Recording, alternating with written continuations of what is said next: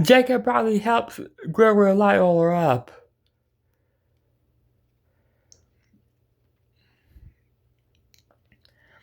J-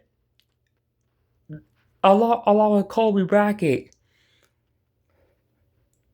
Gregory, who is sat on a tourniquet of the ocean liner and leans into Colby Brackett's arms, along with Brackett leans into Danny Brackett's arms from his wound.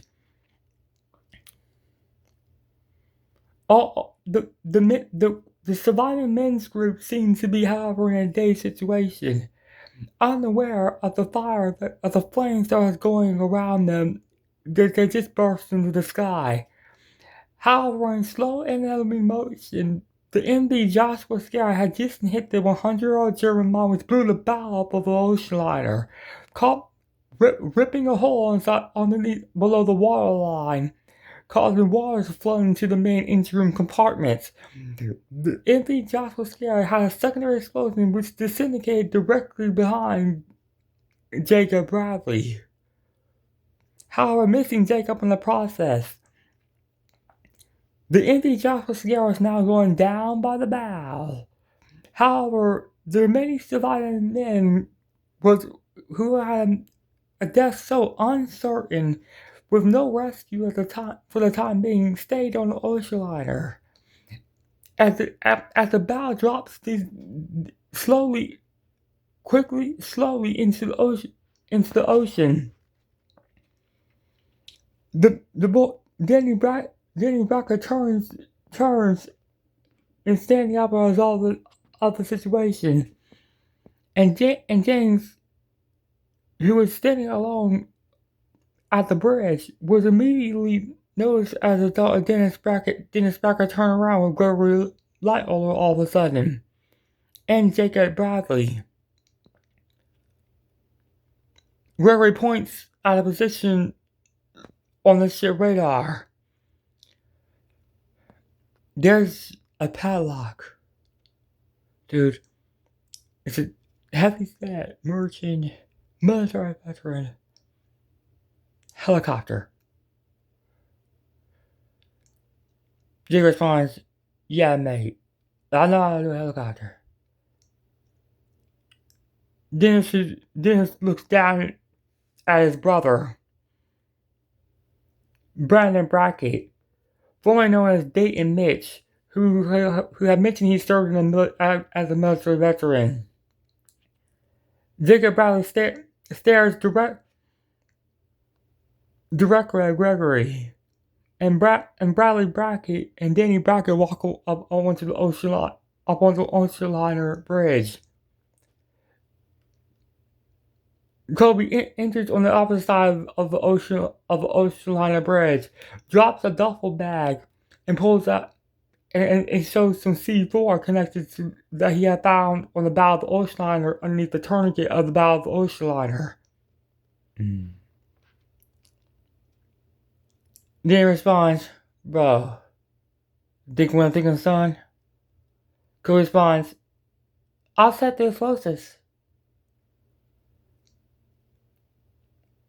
Jacob responds, "No, I'll set it, mate." Jacob takes the bag and sets the explosives directly on the side of the ocean liner. Jacob Bradley pushes the button within the ocean liner. He raises his eyebrow, and Danny Brackett grabs him by the shoulder as he set the ocean liner. Back at the top of the bow of the MV Joshua Segarra, the helicopter blades swirl and turn around in circles. Resident Evil Outbreak like music plays as the helicopter goes deeper and settles up into the sky. All the males get on board the helicopter and slam the door shut. And before they know it,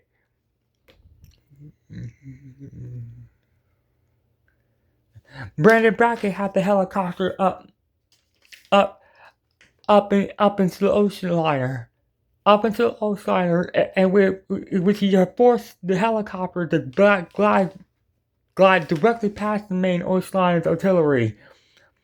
As a result of the helicopter, however, passing the main funnel, the music transcends to different music.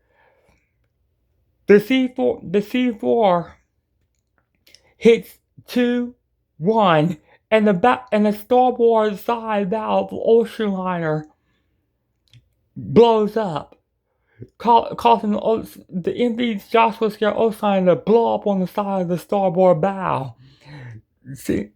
And which caused the ocean liner to sink faster. However, the MV Joshua Scare immediately performs a 180-degree lift to starboard.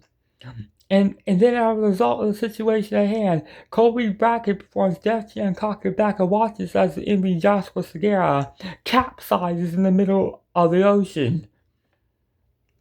The MV Joshua Segarra then sinks by the stern, and Danny Brackett films the final moments of the MV Joshua Segarra as the ocean liner disappears below the waves of the Atlantic Ocean.